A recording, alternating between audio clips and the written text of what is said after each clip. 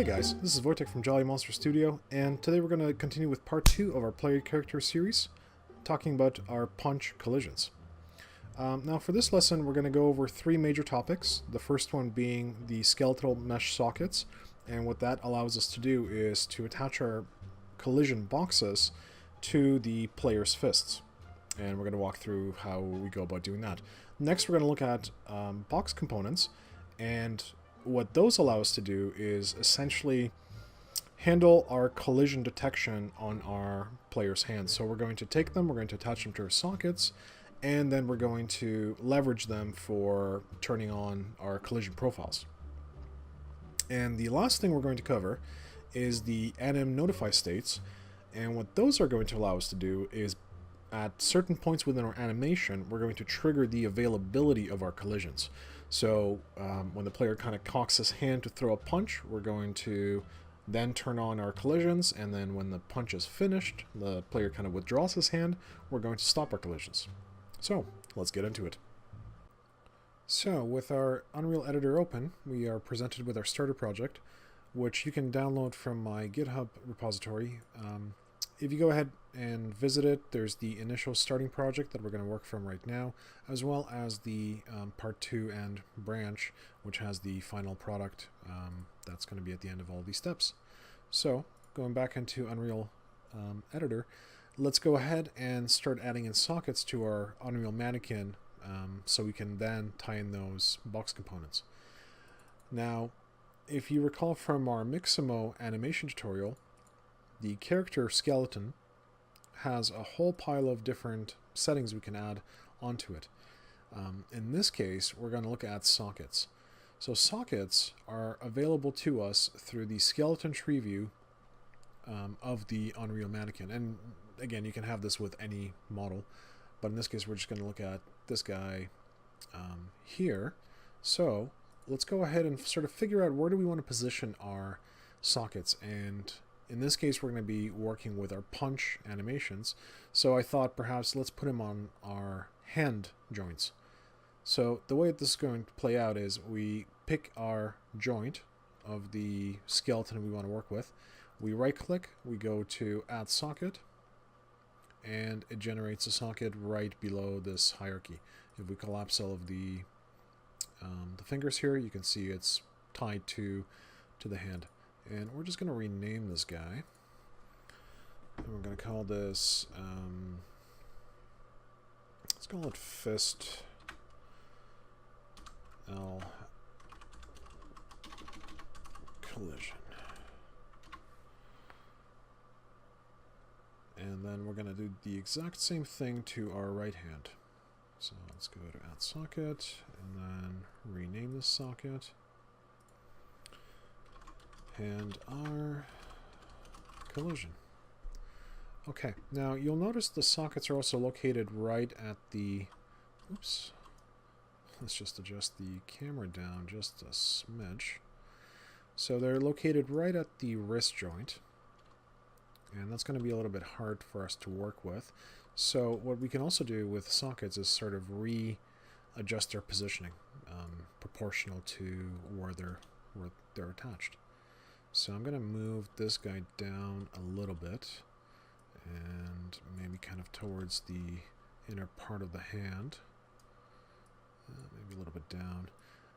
And this doesn't have to be super precise, but I do kind of want to have it right as close to the middle as possible. And then we're going to do the same thing on, and I call this one fist, and I call this one hand. So let's go consistent, and let's go fist.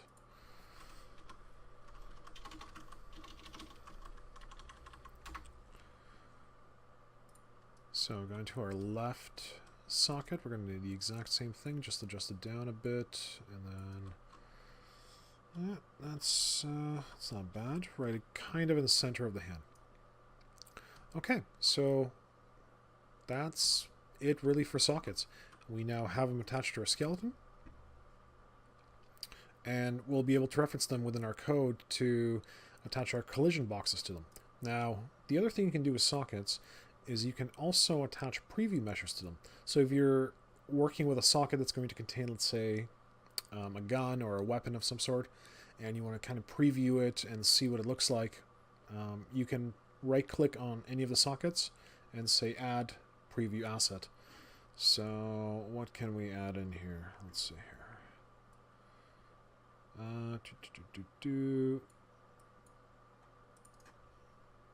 Let's add in this Oculus headset.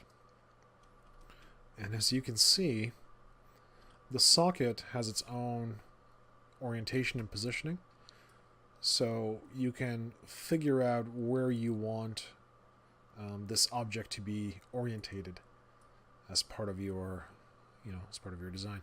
So just figure out how that's going to play out, and then you can also have very, sort of detailed views of the animations and how they play with those socket definitions.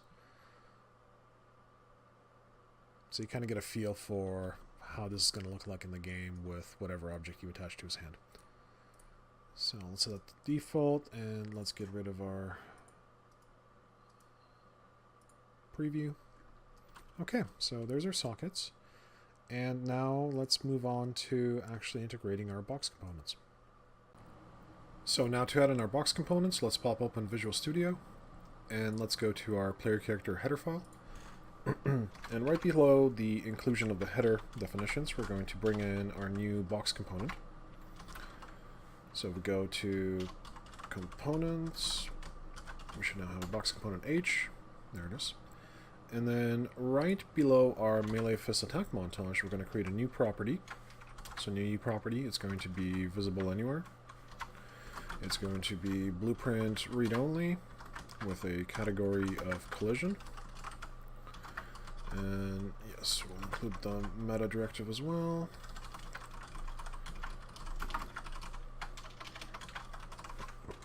Okay. And this is going to be our uBox component class. And we're going to call this left fist collision box. And then we're going to create a secondary uProperty. Same parameters as the first one.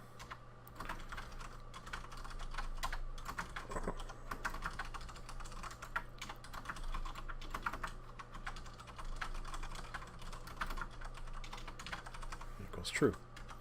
And this is also going to be a uBox component with now the name of right fist collision box. Cool. So there's our properties. Now let's go ahead and initialize them as part of our player constructor. So again, right below our melee fist montage, we're going to include now initialization directives for our collision boxes. So we're going to say left collision box equals create default subobject. And this is basically going to bring in a default state for this particular entity based on the type we specify. So we're going to say, hey, create a new uBox component into this variable, and let's also give it a name of left fist collision box for lack of creativity. And then we're going to do the exact same thing with our right fist collision box. We're going to create a new default subobject. We are going to type it, uBox component, and we're going to give it a name.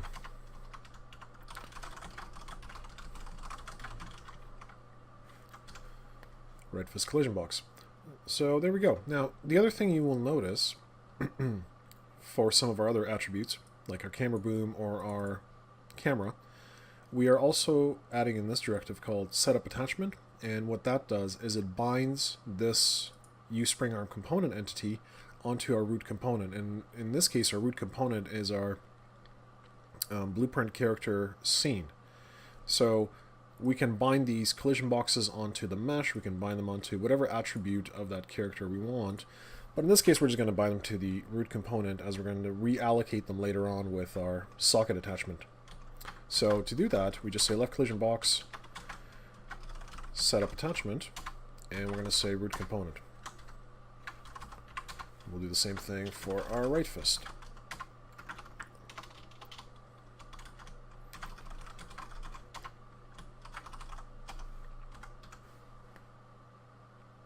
Okay, so now let's recompile and see what this looks like in our Unreal editor.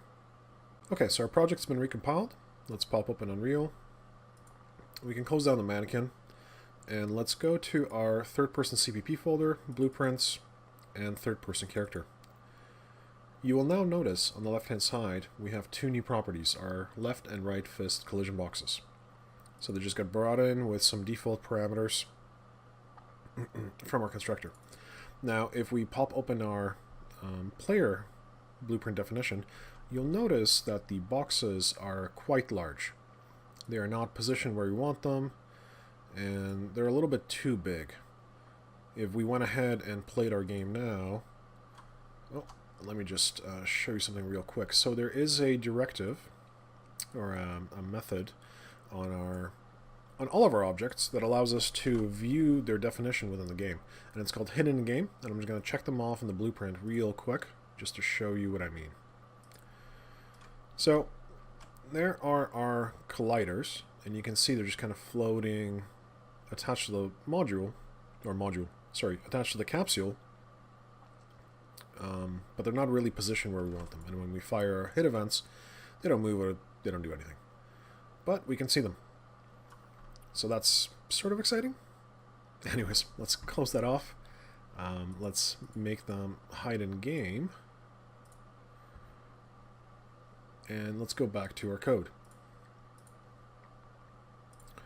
So going back to our code definition, what we're going to do now is include a new method called beginPlay, and that's going to allow us to basically say, hey, after all of the work within our constructor, where we've defined these collision boxes and we've set up their attachments, now take these collision boxes and snap them onto our player character fist sockets. So to do that, we go to our header file, and we're going to include a new method signature called beginPlay. So somewhere within your public definition, you want to say virtual void beginPlay and override. So this is going to be called when the game starts, or when the player is spawned. So there's our header definition.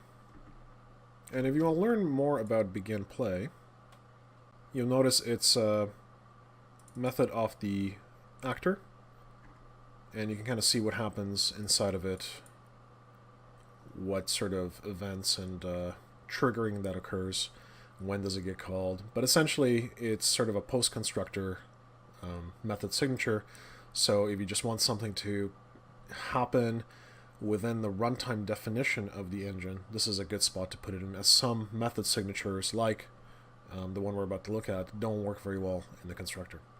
Okay, enough about that. We have our beginPlay definition. Now let's include this method signature in our CPP file so we can actually do some work with it. So we say player character and we say beginPlay. Now, like with most overwritten methods, as you saw in our actor class, there's a bunch of stuff that happens here. So you always want to ensure that you call the super beginPlay of your parent class, whatever you're inheriting to make sure all that boilerplate stuff kind of happens before you execute your logic. And in our case, what we're going to do is we're going to introduce a new component, the f-attachment transform rule. So let's take a look at what that guy looks like. And this is going to allow us to attach collision components to sockets based on, what do we want to say? Based on transformation definitions. And what that really means is we're going to create this new f-attachment transform rules definition. We're going to call it attachment rules. And it's going to take a couple of different parameters. So if we pop open this guy, make that a const, you'll notice it takes in a location, a rotation, a scale, as well as a boolean for do we want to weld simulated bodies. And in our case, we have a couple of different ways of going about this. We can snap to target. We can keep our relative world transforms or our relative transforms to whatever thing we're sort of attached to. So in our case, we're going to make sure these things snap to target. So for our transform, we're going to say snap to target. And then, as you can see, we have a couple of different method signatures. So we're going to go with this guy here. And for our rotation, we're also going to say, oops, we're going to say attachment rule, snap to target. And for our scale, we're going to say keep world.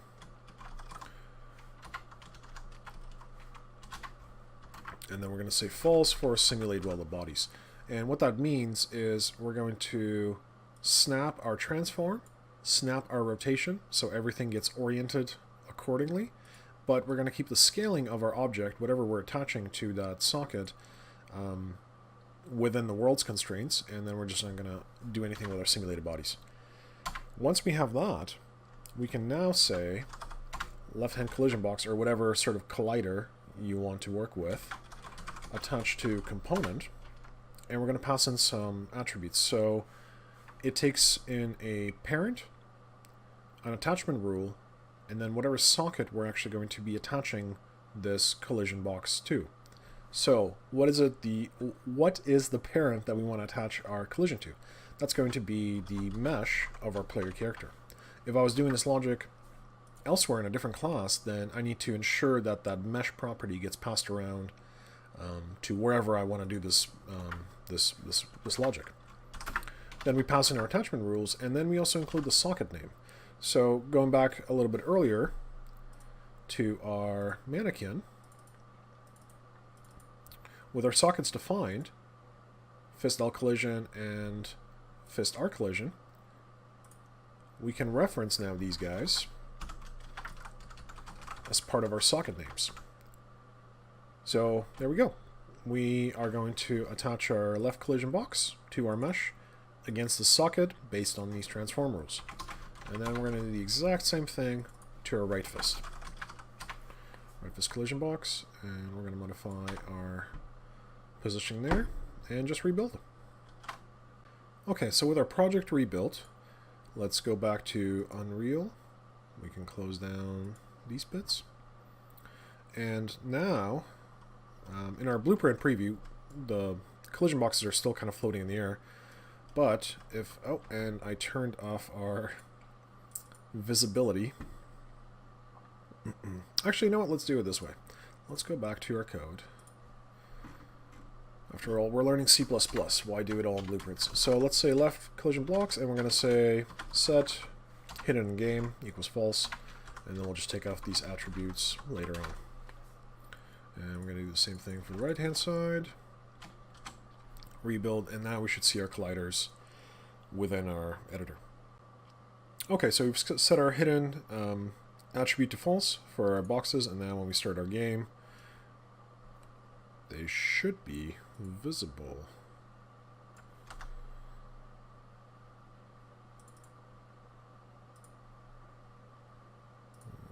Show me modified properties. Let's take that off.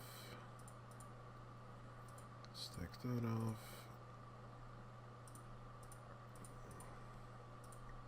There we go. So you can see that we've attached our colliders to our hands, and when we throw punches, they come along for the ride. Now, you'll also notice that they're quite large, so we're going to shrink them down just a little bit. And this we can do totally in our blueprint editor. This is the sort of stuff you actually want to externalize and not mess around with C++, because our time to make these corrections is going to be quite long, as we'll have to recompile after every modification. So let's go back to our blueprint, and we're just going to very quickly resize these guys down. So you want to highlight your component, and then you've got the shortcut keys of W, E, and R, and those flip between W for transform, E for rotate, and R for scale.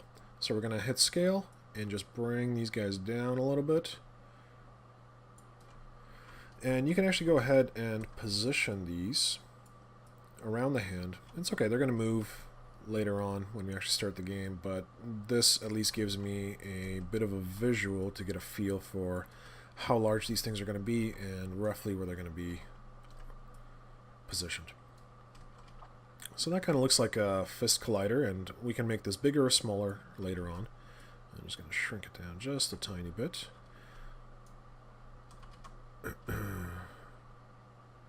Maybe I'll make it just a little bit more bigger. Okay. And then what we can do, so let's take out these show only modified properties.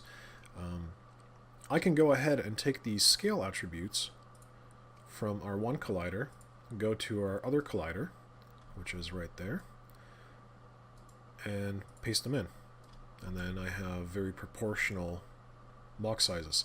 And then also what I can do is once I figure out exactly where they want to lay and what their sizing are, I can transpose the scale definitions into our C++ code. So we have a lot of flexibility there. But let's start these guys up and see what they look like. So much better. You can see it more or less encapsulates the fist. Not a huge amount of sort of floatiness on it. Seems to be overlapping the knuckles. I think we may be okay. Actually, you know what? We're just going to scale this out just a little bit. Oops. Yeah, just a little bit. Copy, and let's attach scaling. Alright, nice big boxes. Excellent. So we've gone ahead and created our colliders, we've attached them to our hands, and now what? So with our character defined, and our colliders available, we're now going to go ahead and now add in two new collision profiles. And what collision profiles allow us to do is essentially control through the naming convention of the profiles what settings are available for which collider. So what that really means is if we go to our project settings and we go to collisions, you'll notice under the presets section there's a whole pile of already defined stuff. And for our exercise we're going to use no collision because we want our colliders to have no collision detection when they're initialized. And then we're going to add in two new ones that are going to represent our enemy and then what happens when the collider on the hand actually becomes available. So we're going to call that a weapon. And you'll see later on why we're calling it a weapon, as we're going to reuse all of this stuff for our various items. We're going to use it for our additional weapons, all kinds of stuff. So you'll see kind of the reusability and the power of having these things predefined. So we're going to create a new object channel, and we're going to call this weapon. And the default response for the weapon is going to be block. And what the default response means is all of these individual preset collision profiles are going to be set block for weapon. So if we open up our pawn, you'll see it's blocked. And there's going to be a couple of spots where we want to go ahead and modify these default behaviors, pawn being one of them, because we don't want the weapon to block the pawn, as the weapon is going to be attached to our hand. So we're going to set this guy to overlap. And that way we can also later on get access to any overlap collisions that may occur between the weapon, the player, and the weapon and other players. So let's just save that. And then we're going to add a new object channel called enemy. And it's also going to have a default responsive block. So there's a new default channels, and that's very exciting. Now we're going to add some presets for these channels. So we're going to create a new preset, and we're going to call this weapon. The collision enabled allows you to control whether or not you detect just a query, so the information around what the colliders are doing, the physics, so the momentum, the acceleration, the velocity of all of those sort of behaviors, and then both at the same time. So in this case we want to do both. It's going to be an object type of weapon. We'll give it a description. So this is the weapon collider definition. Should only attack There should only damage enemies. So our collision response of when this object interacts with another object should be block. We're going to ignore anything to do with the... Actually, we're going to show visibility, but we're going to do anything with the camera we're going to ignore. And weapons are not going to interact with each other, they're just going to overlap. And they're also going to overlap the pawn, which is our player character. But they're going to block pretty much everything else. So there's our weapon profile, and now we're going to do the same thing for our enemy. And the enemy's pretty straightforward, as he basically just blocks everything. So we're going to set collision and query physics, object type of enemy, and this is going to be collider for I'll just say enemy collider. And the default response is going to be block.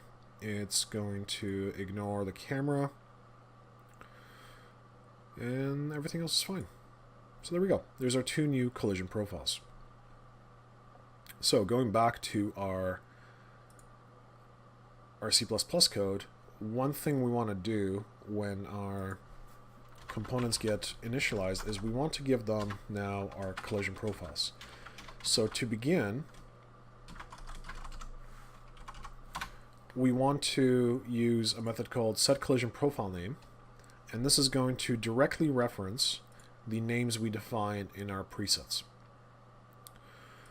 So for the initial collision profile, we're going to say no collision, because when these guys get turned on and are available to your player character, we don't want anything to actually start colliding with them.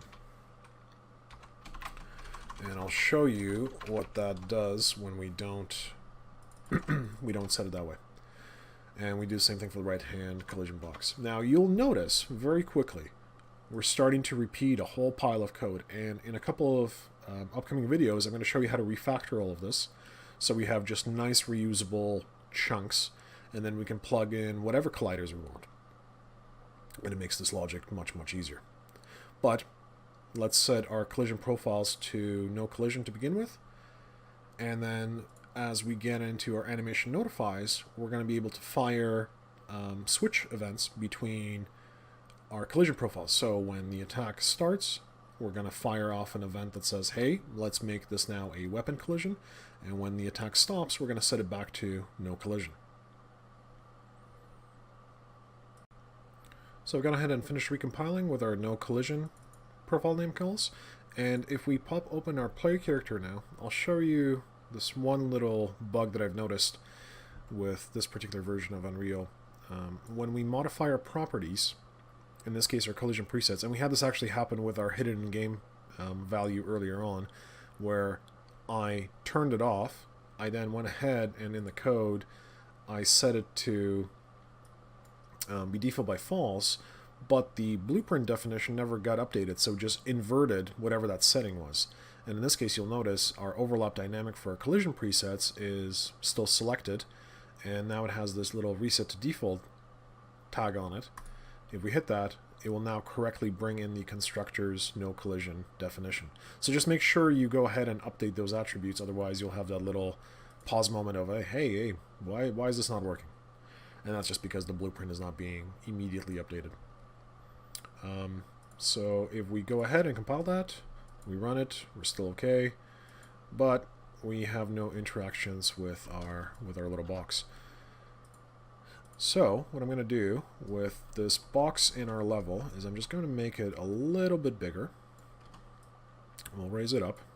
We're going to make sure our simulate physics is turned on it.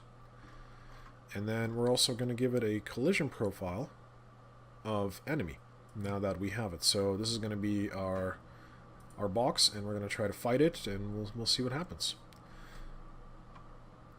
So far so good, no movement, and then I punch it, and nothing really happens, which is okay. But if I were to go back to my player and very quickly just modify our default collisions from no collision to weapon, and now throw my punches, Hey, look at that. I'm actually able to hit it. And the collision detection between our weapon and our enemy mesh is working, you know, sort of as expected.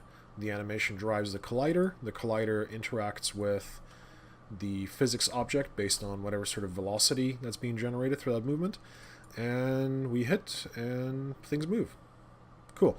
But as you can see, we don't want this on all the time, because when we run into stuff, we can just trip over our box. So let's go back to our colliders, and we're going to make them no collision. And now we're going to look at animation notifies. So animation notifies are going to allow us to basically fire events at certain stages of our animation or our animation montage. So if we pop open our tutorial resources folder, animations, and then our melee fist attack montage, in our previous lessons we went ahead and we added in all of these sections, start 1, start 2, etc. And now we're going to look at this section down here called notifies. Now, if you right click and you say add notify or add notify state, you'll notice there's a couple of different notification events already available to you, but we need to create some custom ones. And again, you can do them through blueprints, or in our case, we're going to do them through C++ classes. And to do that, we're just going to close down the animation montage. We're going to go to our C++ classes, and we're going to just right click and say new C++ class. Now, this list by default is going to have just a couple of different sort of class definitions. If you click show all classes, you'll have access to pretty much everything in your stack. So in our case, we're going to look for a anim notify state. And this class allows us to have access to the begin, the end, and the duration of that notification. In our case, we're only going to look at the begin, but you can see how having the flexibility of the start, the ending point, and all the stuff in between, you can do a bunch of... You can apply a lot of logic. You can do, you know, a lot of trickery to inform the player of events, change states of things. It gives you a lot of power. So we're going to bring in this new anim notify state, and we're going to call this a attack start notify. Actually, let's call it a notified state just to make sure we're properly naming our object definition so it's easy to find when you're just browsing the source. Okay, so it's attack start notify state, and it's just going to take a second. Okay, so with our attack state, our attack notify state object available, you'll notice it's a fairly straightforward class. There's not much going on in here. We have our inheritance from anim notify state, and then for the most part it's pretty empty. Now, if we pop open this class, you'll notice it has a couple of different methods we can override. So we've got the begin, the tick, and the end. And this is start of event, duration of the event, so you can stretch the notify to encapsulate a chunk of time, and then the ending. And in our case, we're going to override the begin and the end, because we want to basically say, hey, turn on collider. At the end of that activity, turn off collider. So we'll take these two methods, and we're going to bring them over to our header definition. So we're going to say public, and we're going to override this guy. And then we're going to do the exact same thing with our notify end. And we're going to make this guy an override. Okay, great. So now we can pop open our CPP file, and we can say, hey, void, and this is a U, attack start notify state, and notify begin. We ought to complete the definition. And there's our notify begin call. Let's do the same thing with our notify end and autocomplete the definitions. Okay. With this in place, I'm just very quickly going to bring in our logger from our player character. And again, you'll notice I now need logging in another class outside of my player character, so it'd be nice to have these log entries reusable. So at some point in time, I'm going to refactor that just so we have it available for the sort of the whole project and not just specific classes. But we won't do that right now. We're just going to steal this gengine call. We'll go back here and just make sure that it showcases our function. And we're going to give it a color of, let's go, you know what, let's go magenta. And we'll do the same thing for notify end. Okay, so let's recompile, and then we'll show you how to include those animation notify states within our montage. With our project recompiled, we can now open up the Unreal Editor and start leveraging our animation states within our montage. So go back to the tutorial resources folder, animations, and then we're going to pop open the Melee Fist animation montage. Scrolling down in the center pane, you'll notice this notify section, and now if you right click on it and you say add notify state, we have our newly added class, attack start notify state.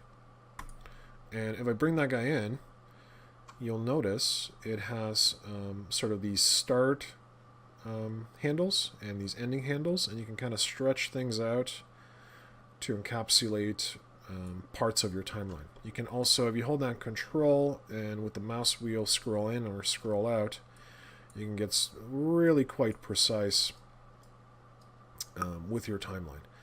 But in our case, we're not monitoring the internals of the timeline. We're only looking at the start and the end. So in our case, we're just going to zoom back a little bit.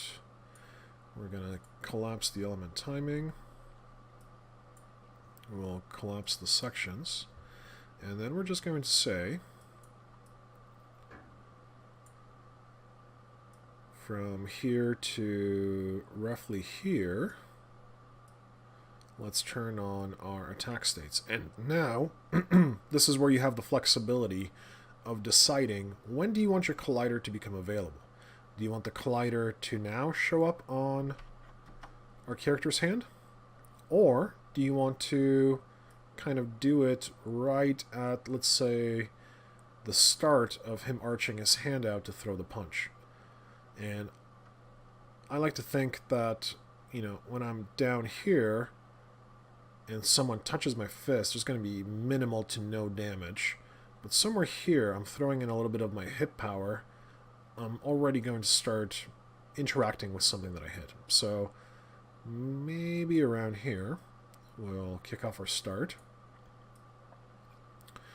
And then the fist collides, the hand starts sliding back, and we lose momentum probably around here. So we can say end. And now for this little slice of our first animation, we're going to have our colliders, and then they go away. So we can do the exact same thing with our second animation. So we bring our attack start notify state, and you can have a whole pile of these. You don't need to have just a single one. We can start adding in more that overlap each other. Lots of power. But in our case, we're just going to do a simple start and end. So same thing. Where do we want the collision to start being detected? And I'm thinking maybe around here somewhere. Throws the punch, hand goes back, and around here somewhere we can already start ignoring the colliders. And now our right hook will do the exact same thing. Throws the hip, punch goes out, so yeah, maybe around here. Kick off our animation state. Throws the punch. Hand starts going back. Maybe around here.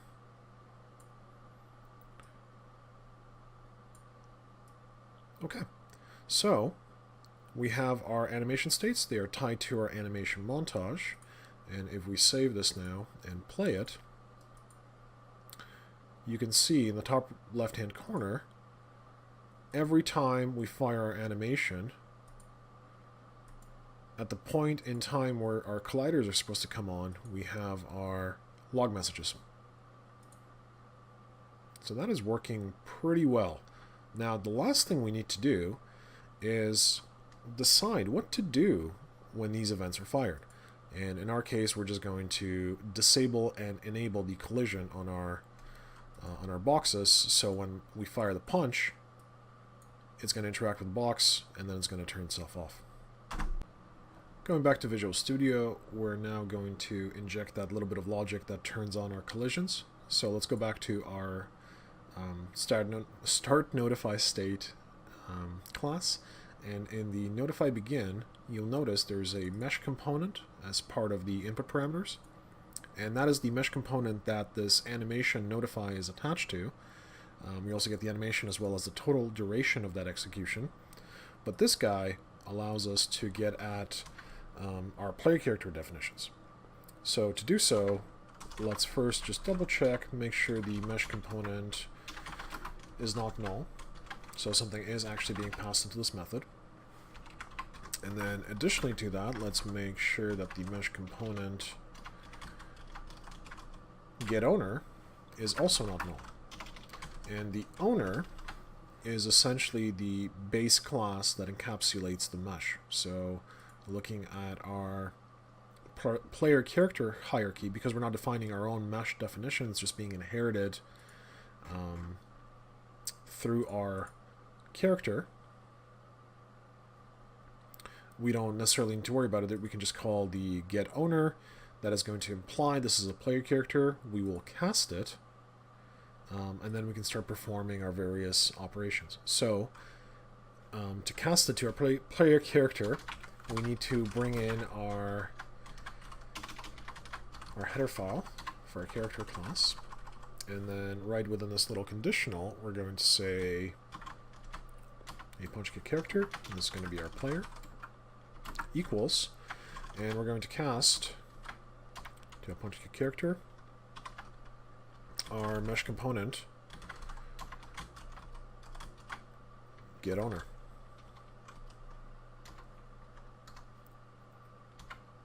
And then we're also going to double check that our player is not null, and if he is not, we now are able to perform various methods on our player. Now, if we go back to our player, we added this attack start and attack end methods. And right now, they are tied to our on-click events, our press and release states for our punches. So I thought, well, I don't necessarily want to trigger this method now from the attack. I want to trigger the animation, and then when the animation fires, it's going to fire our animation state, which in turn should call attack start. And, our attack start in our previous tutorial was a protected method. So in order to make them available to outside classes, we're just going to bump them up into our public section. And that's that. And this little underline should become a little bit less angry in the near future. And we're going to do the same thing for the notify end. So we will take in our mesh component. We're going to double check that it's not null. We are also going to check that the owner is not null.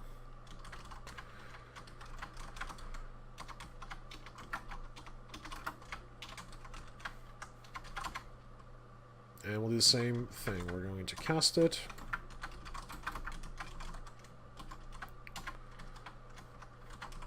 Mesh component of getOwner. And of our player is available, we are going to say player attack end. So that's roughly what our notify is going to do. It's just going to turn things on and then shut them down. But going back to our discussion around the inputs, you'll notice that if I trigger these two methods, they are immediately going to fire our events. And instead, oh, sorry. They're going to fire our event. This one's going to kick off the animation. And if our animation notify calls attack start, it's just going to call attack start again, which is going to replay the animation, which is going to turn the notify, and this is just going to get stuck in a weird sort of infinite loop. So to get around this, we want to disassociate the action of the player clicking a button within sort of the physical space and not triggering the animation. So we're going to add a new method, and we're going to just call it attack input. And this method is going to be there primarily, oops, let's copy this definition, for triggers attack animations based on user input. If we go back to our CPP file, we now need to create the definition for this new method, attack input. And inside of this, we're going to rip out our animation start logic.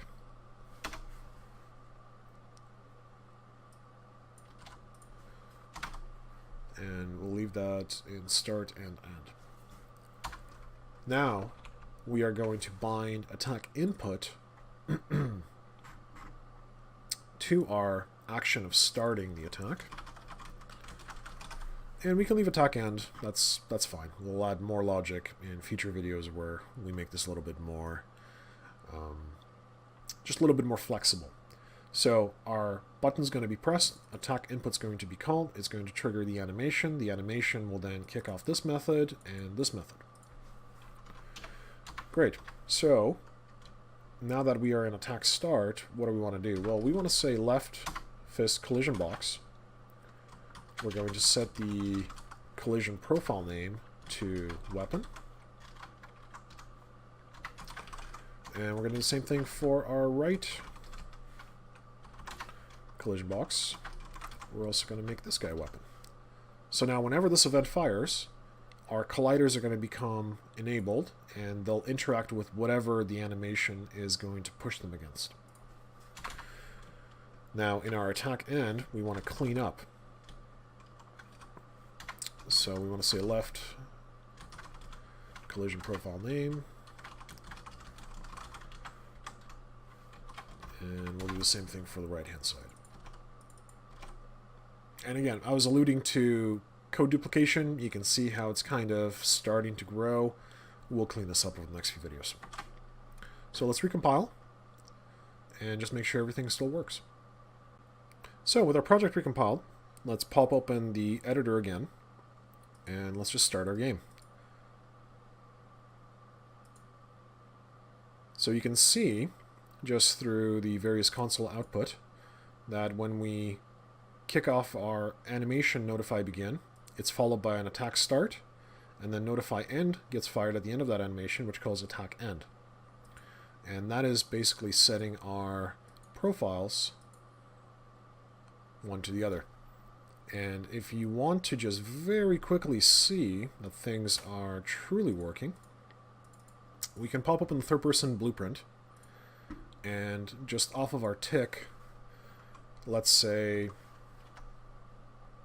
let's bring in our third-person collision box, our right fist collision box, and on the tick, we're just going to do a quick print.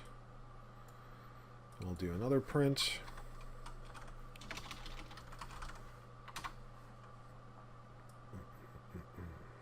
And we're going to get the collision profile name. pump that in.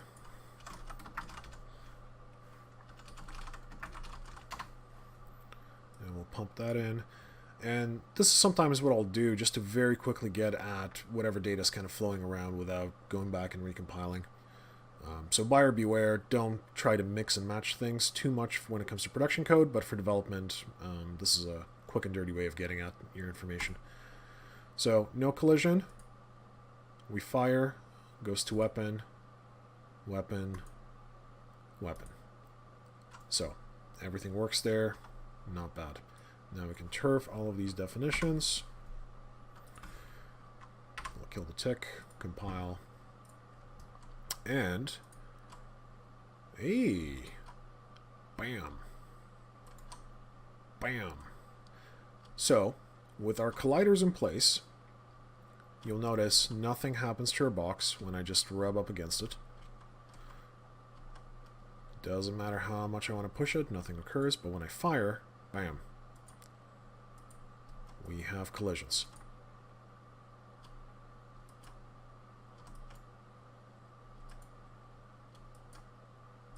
Very cool. So, just to quickly recap, what did we end up putting in to our logic? So let's go back to our player character and just do a quick look-see. So we added our collision box identifiers. We then went ahead and in our constructor,